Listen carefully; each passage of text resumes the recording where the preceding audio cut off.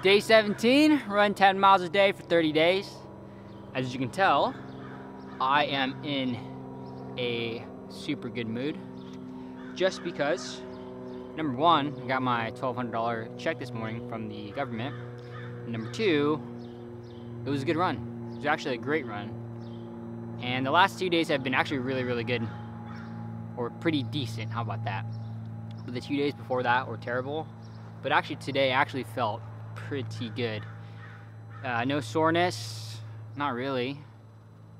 Felt fast. Time was going by at a normal pace instead of slowing down. And my time reflects that. Actually, I think I was running like 11:30 something per mile on average for 10 miles.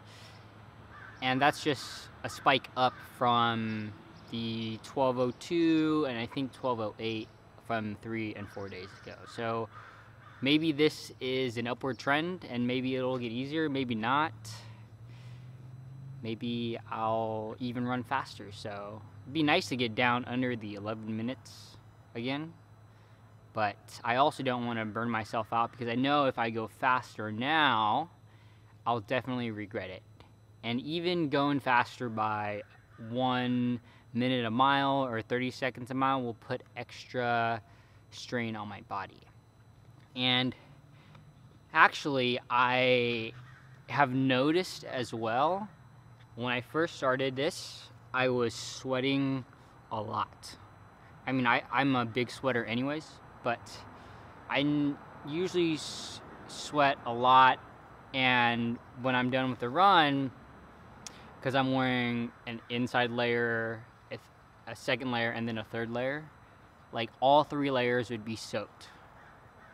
But now, 17 days in, and I'm actually sweating less.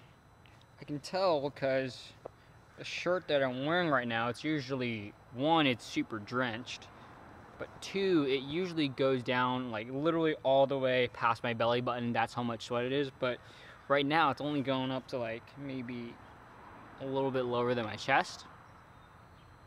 And like my hair, because I'm filming this literally 2 minutes after I get done with my run. Once I get done with my run, take a picture of my watch, go in, grab my camera, grab my tripod, and put it on, take the video. So I'm definitely sweating less, because I've noticed that in my other videos that I look back on, I am sweating more profusely, and then my hair is just more damp. Looks like I got out of the shower, but now like it doesn't look like I even ran at all. So I don't want you to think that I didn't run, because I did. But my body is just adapting, and I'm sweating less. My body's actually getting more efficient. My heart rate, actually my resting heart rate is at about 56 beats per minute, but that's actually pretty high for me. I don't think that's actually accurate, just because I have about 3 cups of coffee a day. So I have one at 6 a.m., I have one around 11, and then I have one again around 3. So I think naturally, because I have that much coffee, my resting heart rate is a little bit higher. So I imagine if I were to stop drinking coffee, my heart rate would actually get down to what it was before. And what it was before, when I was at this body weight, I was at about 49 beats per minute without drinking coffee. So, but I feel good.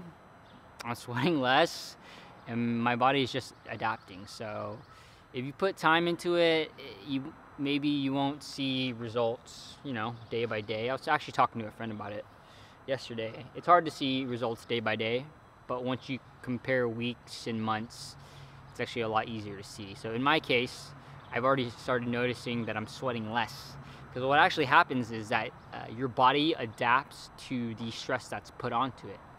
That's why power lifters can lift so heavy. That's why ultra runners can run so fast or run so far, because your body does this amazing thing where it adapts to the stress put on it. So, but you slow, in order to be efficient, or if you want to get stronger, let's say, you can't just go from bench pressing, 135 pounds to 300 pounds. It doesn't work that way.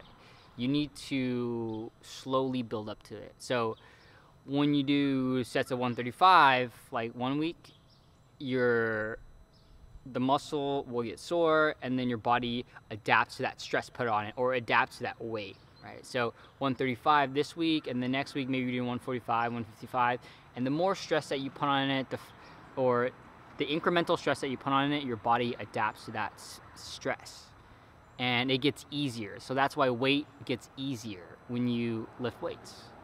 But if you increase it in small increments, that's how you get strong. And that same thing applies for running far. That same thing applies for running fast. If you want to run 100 miles, you can't just go out and run, 100 miles. You basically have to build up to it. Because your body, at first, you might be running, 10 miles and your body's crushed. But then you do that for a bit, and 10 miles, you're like, oh, it's easier. It's a lot easier now.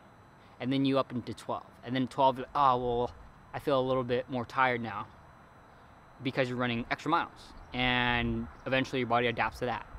And so on and so forth until you get up to 50 miles, 100 miles. And that's what your body does. So, yeah, hope y'all took away something from that video. Thanks for following my journey. It's gonna be a good next 13 days. I can feel it already. So if you haven't already subscribed, make sure you hit that subscribe button down below. If you haven't already gave this video a thumbs up, please do so. It would really help me out. Other than that, see you tomorrow.